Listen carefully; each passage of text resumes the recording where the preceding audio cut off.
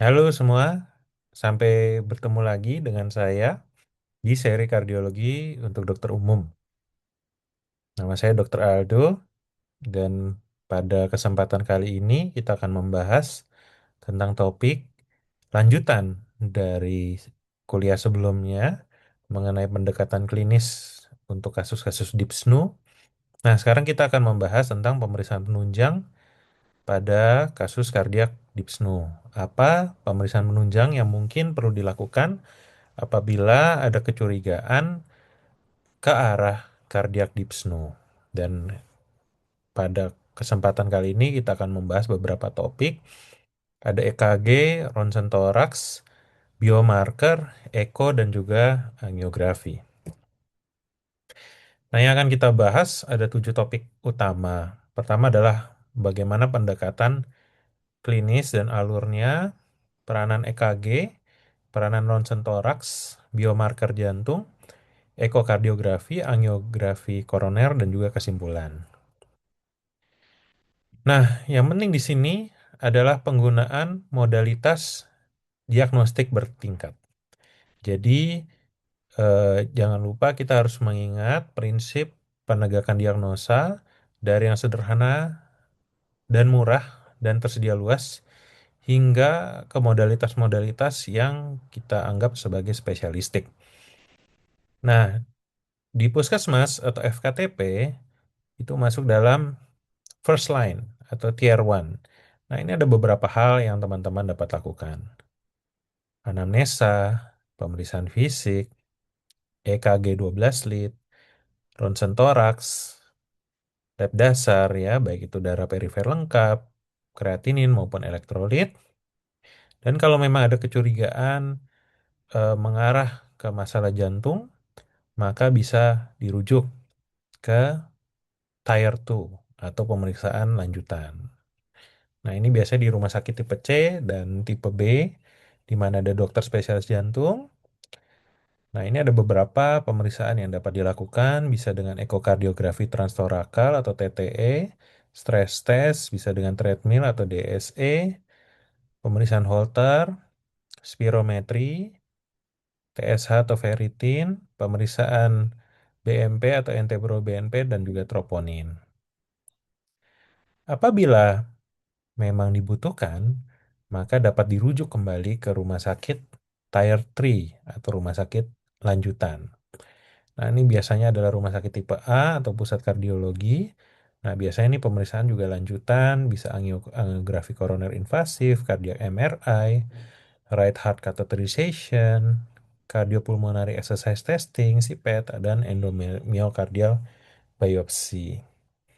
Nah, perlu diingat oleh teman-teman bahwa setiap tier ini mempunyai pertanyaan klinis berbeda ya, gunakan secara bertahap. Jadi, untuk pada tahap first line ya mungkin agak sulit ya untuk menegakkan misalnya gagal jantung hanya dari pemeriksaan anamnesa, EKG, dan ronsen. Tapi paling enggak kita mempunyai kemampuan untuk mendiagnosa ini mengarah ke masalah jantung. Ini adalah pemeriksaan penunjang pertama yang tersedia di FKTP itu adalah pemeriksaan EKG. Nah, memang ada pertanyaan-pertanyaan yang EKG bantu jawab, terutama apabila kasus ini diduga adalah kardiak dyspnea. Nah, ini biasanya ada hal yang teman-teman bisa lihat. Apakah ada bukti pembesaran ruang jantung, baik itu dengan LVH, LAE, maupun RAE. Apakah ada bukti iskemia atau infark. Apakah ada gangguan irama jantung seperti atrial fibrilasi ya, yang pernah kita bahas di slide sebelumnya. Dan apakah ada bundle branch block, dan apakah ada tanda overload, misalnya RV strain. Nah, ini adalah beberapa gambaran EKG ya yang teman-teman harus tahu dan kriteria-kriterianya yang berkaitan dengan masalah kardiak dyspnea. Pertama adalah hipertrofi ventrikel kiri, bisa dengan pemeriksaan Sokolov-Lyon, SV1 tambah RV5 atau V6 di atas 35 mm, dan kriteria Cornell. Pembesaran atrium kiri bisa didapatkan adanya P mitral, Q patologis dengan lebar Q lebih dari sama dengan 0,04 detik atau dalam lebih dari 25% R, LBBB, AF, dan ada perubahan SCT change. Jadi ada perubahan SCT change yang disebabkan oleh iskemia. Nah, ini adalah hal-hal yang teman-teman harus aware, terutama apabila kita ada kecurigaan di kasus kardiak dyspnea. Nah, yang kedua adalah ronsen toraks. Nah, ronsen toraks juga adalah pemeriksaan yang mungkin tersedia di fasilitas pertama meskipun tidak sebanyak EKG. Nah, ini adalah beberapa hal ya yang harus kita ketahui, yaitu ada identitas tepat, bayangan jantung ya atau kardiotorasik rasio. Nah, apabila di atas 0,5 maka kita bilang dia sebagai kardiomegali, dan kita akan juga membahas eh, bentuknya ya, bisa globular, boot atau water bottle, aorta, ada knob menonjol yang biasa disebabkan oleh hipertensi kronis, atrium kiri, ada double density kanan, spraying carina, vaskular paru, ada sefalisasi, parenkim atau pleura, ada edema, efusi, pneumotoraks, dan tulang dan soft tissue. Nah, di sini yang kita akan bahas adalah bagaimana kita menghitung kardiotorasik rasio. Nah, jadi ini teman-teman tahu adalah gambaran dari ronsen toraks. Nah, ini gambar dari radiopedia.org ya. Ini referensi yang cukup bagus. Teman-teman coba bagi gambaran dari bayangan jantung dibagi dengan diafragma. Nah, itu menjadi dihitung apakah lebih dari 0,5 atau tidak. Apabila ada lebih tinggi dari 0,5, maka kita sebut sebagai kardiomegali dan itu menjadi salah satu indikasi ke arah masalah jantung. Nah, ada beberapa hal juga yang teman-teman harus tahu. Pertama adalah sefalisasi, di mana ada redistribusi vaskular ke bagian apex dan vena pada lobus atas lebih besar dan lebih dominan ya dibandingkan lobus bawah. Nah, ini tanda paling awal ya, terutama dari cardiac dyspnea, edema interstisial, biasanya didapatkan ada Kerley B lines, Kerley A lines, peribronchial cuffing, dan subpleural effusion. Ada edema alveolar, bisa ada batwing appearance dan konsolidasi perihilar bilateral, dan ada air bronchogram dan efusi pleura. Nah, ini biomarker. Ini adalah pemeriksaan yang lebih advance ya dibandingkan dengan ronsen toraks. Nah, ada dua ya yang biasanya didapatkan, BNP dan juga NT-pro BNP. Nah, ini cut off clinics-nya. Nah, itu dalam situasi akut, kronis, dan age adjusted. Kalau BNP biasanya adalah di bawah 100, NT-pro BNP di bawah 300, untuk di kronis BNP di bawah 35 dan NT-pro BNP di bawah 125. Nah, tapi untuk biomarker seperti BNP dan NT-pro BNP itu perlu kita ingat ada beberapa hal yang menjadi confounder. Dia akan meningkat atau palsu tinggi, biasanya didorong oleh usia tua, insufisiensi ginjal, AF, sepsis, emboli paru, atau hipertiroid. Bisa juga menurun, disebabkan oleh obesitas dan edema. Nah, jadi ingat klinis itu adalah tetap yang terpenting. Nah, biasanya yang penting tapi di sini adalah BNP dan NT-proBNP yang negatif biasanya kuat untuk menyingkirkan heart failure. Jadi dia mempunyai negatif predictive value yang sangat bagus. Jadi kalau hasilnya negatif itu sangat membantu untuk menyingkirkan heart failure. Kita harus pikirkan ke arah lain ya, misalnya paru maupun masalah metabolik. Nah, ini pemeriksaan lainnya adalah troponin dan laboratorium penunjang. Nah, ini eh, high sensitive troponin, terutama kalau kita curiga ada masalah ACS.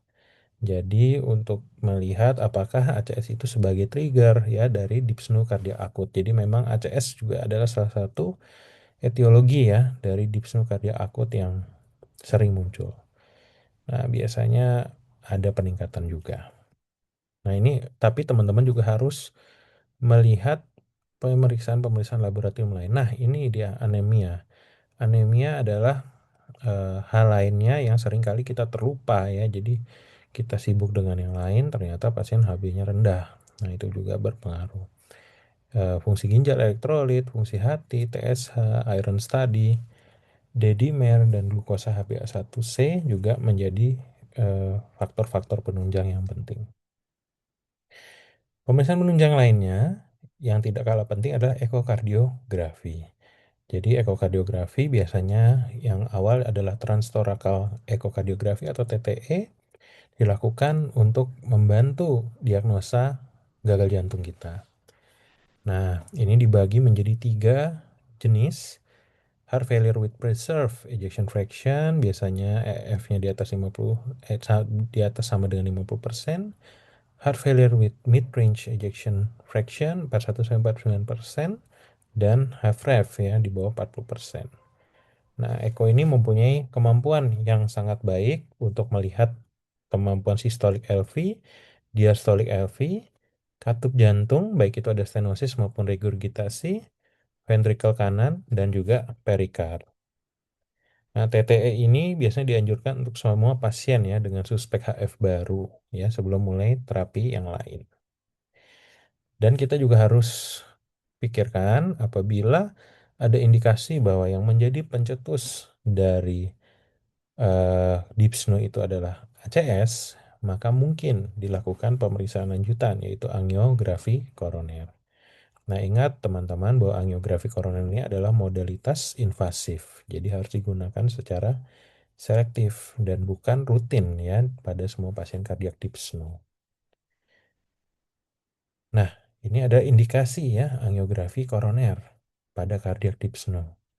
Pertama adalah ACS dengan dyspnea. Yang kedua adalah heart failure onset baru dengan suspek iskemik ya, apalagi didapatkan adanya RWMA, faktor risiko CAD atau angina, heart failure refractor tanpa etiologi jelas, jadi ada heart failure yang berulang, penyebabnya kurang jelas. Nah, ini perlu juga dilakukan eksklusi dari CAD sebelum pasien operasi bedah katup jantung, survival cardiac arrest atau VTVF, dan sebelum heart transplant. Nah, ini ada beberapa hal juga, beberapa pemeriksaan penunjang yang teman-teman harus tahu, bisa dengan CT coronary angiography, stress imaging, cardiac MRI, dan juga coronary calcium store. Nah, jadi kita kembali lagi ke pertama, mengintegrasikan pemeriksaan penunjang ini untuk praktek kita sehari-hari. Jadi kita harus mempunyai kecurigaan klinis. Apabila teman-teman punya kecurigaan klinis dari cardiac dyspnea, baik dari anamnesis atau pemeriksaan fisik, lakukan pemeriksaan first line testing, EKG, ronsen toraks, dan lab dasar ya. Mungkin kalau BNP dan troponin ada di rumah sakit rujukan ya. Nah, kemudian stratifikasi awal, kita lihat apakah high risk atau tidak. Kalau misalnya agak high risk, mungkin kita pertimbangan untuk rujuk dengan untuk pemeriksaan tier 2. Salah satunya adalah ekokardiografi ya, untuk melihat katup jantung, etiologi, apakah bagaimana fungsi jantungnya, dan mungkin dilakukan pemeriksaan penunjang lanjutan. Bisa itu angiografi, cardiac MRI maupun CPET. Nah, jadi ada beberapa pesan klinis ya untuk teman-teman terutama GP di lini depan, bahwa EKG dan ronsen toraks adalah pemeriksaan awal yang penting dan ada di fasilitas kesehatan tingkat pertama. Nah, kita harus berlatih nanti membaca sistematis. Nanti mungkin akan diupload juga video untuk membahas topik ini. Nah, BNP dan NT-Pro BNP itu sangat baik untuk merule out, namun memang ketersediaannya masih terbatas ya, terutama di kota-kota besar. Nah, perlu diingat juga troponin tinggi tidak otomatis adalah ACS. Tapi memang itu membantu ya apabila ada kecurigaan kuat ini adalah ACS. Ekokardiografi juga membantu untuk mengkonfirmasi diagnosa heart failure ya, terutama apabila memang ada kecurigaan ke arah sana. Nah, angiografi adalah salah satu modalitas ya yang penting untuk mendeteksi. Namun memang tidak perlu semua pasien kita angio, hanya apabila ada kecurigaan yang kuat. Nah, saat ingat pemeriksaan yang tepat. Lakukan pemeriksaan yang tepat di waktu yang tepat ya, daripada melakukan pemeriksaan yang baik tanpa rencana. Oke, terima kasih semua. Jangan lupa like and subscribe. Thank you very much.